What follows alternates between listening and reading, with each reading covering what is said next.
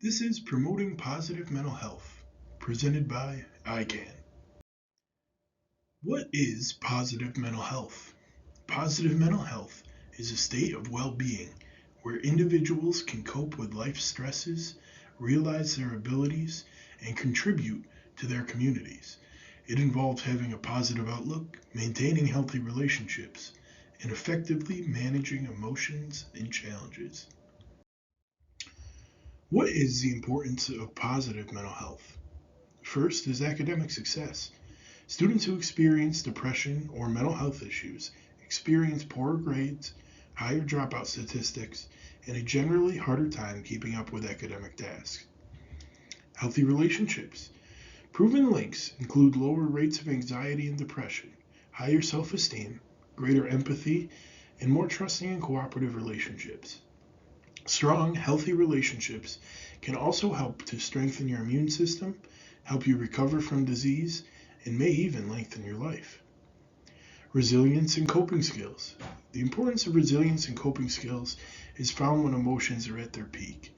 They help bring individuals back to their baseline so you can talk through issues.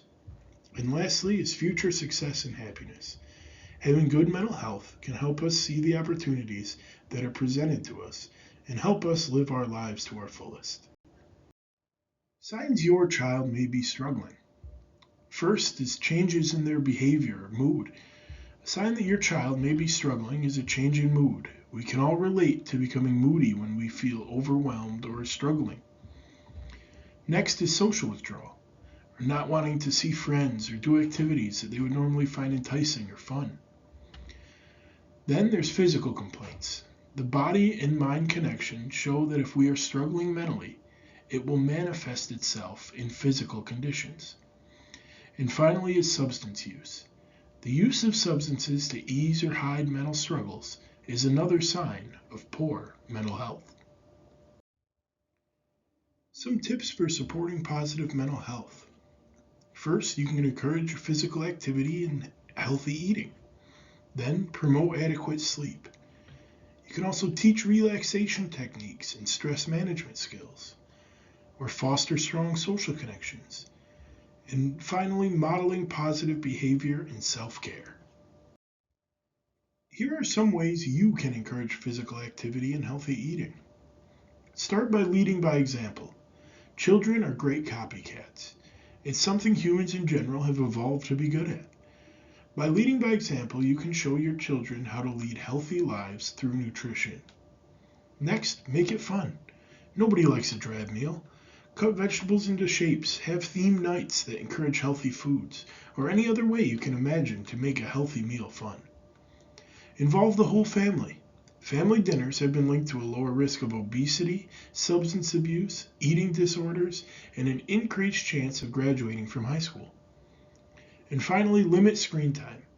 Our electronics have many drawbacks on our mental health, from an addiction-like hold over our lives to anxiety waiting for your phone to buzz and release dopamine into our system.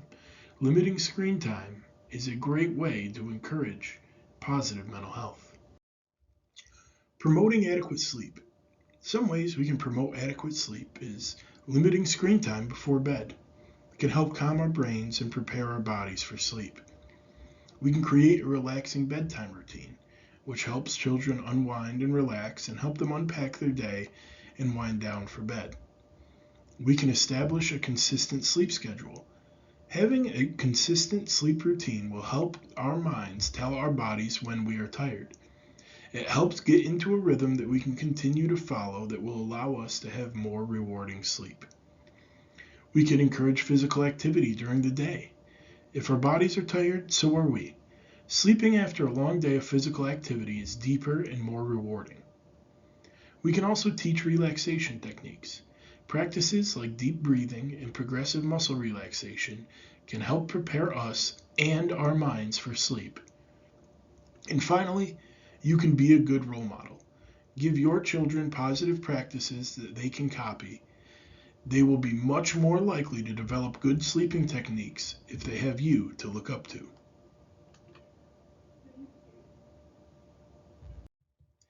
Here are some techniques for relaxation and stress management. First is deep breathing. in through your nose and out through your mouth. This can be done in any setting or situation. Next is progressive muscle relaxation. You start by slowly flexing your toes and working your way up to your scalp. This tires you out and allows you to prepare for sleep. Next is mindfulness meditation. Reflecting on the day and the experiences quietly to yourself can be a great way to unpack and de-stress from the day. Then there's creative outlets like art, cooking, singing, or creating that will help you let off steam and allow you to express yourself in ways you wouldn't typically get to do. And finally is time in nature. Studies have shown that being in nature has a positive effect on our bodies by reducing cortisol levels, muscle tension, and the demands on our cardiovascular system. Being in nature often may lead to lower rates of heart disease.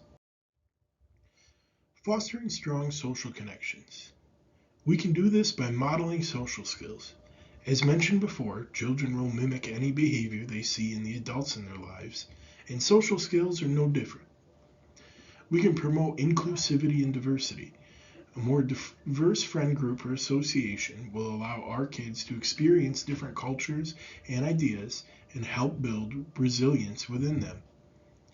We can encourage participation in social activities. Humans are social creatures after all. They crave and thrive on interaction with other humans. Encouraging and fostering this in our children is crucial to their development and mental health. We can address social changes. We can help our children understand their place in the world and help develop their ethics and views of right and wrong. We can also create opportunities for socializing. Every chance to build social skills and mental health capacity is a good one to take.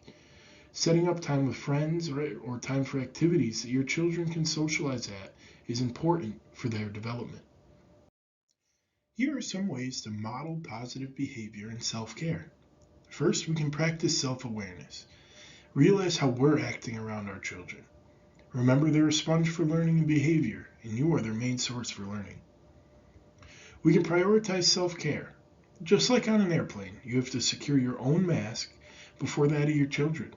If you are struggling mentally, odds are that you are in some way conveying that to your child, even if you are not expressly telling them that you are having issues. 55% of our communication is done through expressions and nonverbal communication, so it's not hard to pick up when you might be struggling. We can set boundaries. Having clear boundaries for your child is a great way to let them know what behaviors are acceptable and which are not. These clear boundaries will help develop your child's concept of boundaries and communication. Finally, we can embrace imperfection. Nobody has ever lived a perfect life, made the right decision every time they were faced with one. It's important to understand and embrace that we are imperfect and that there are times where we may simply fall short or not have enough to get done what we need to get done, and that's okay. Recognizing our shortcomings can help us be better people, learn from our mistakes, and give our children a positive role model to follow in their lives. Some more tips to support mental health. First is setting goals and priorities. Having measurable steps that can lead to small wins can help build our self-esteem and show that not everything is all or nothing, and sometimes we just need the power yet to achieve the goals that we can't yet get.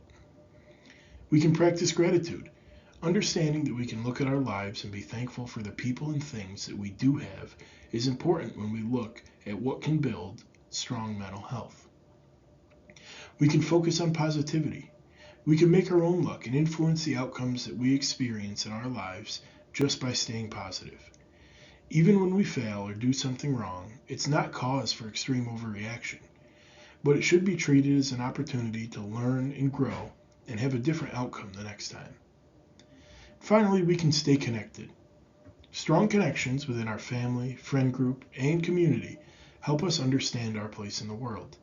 When these connections are positive and strong, it can help us build our character and allow us to become mentally tougher and more resilient.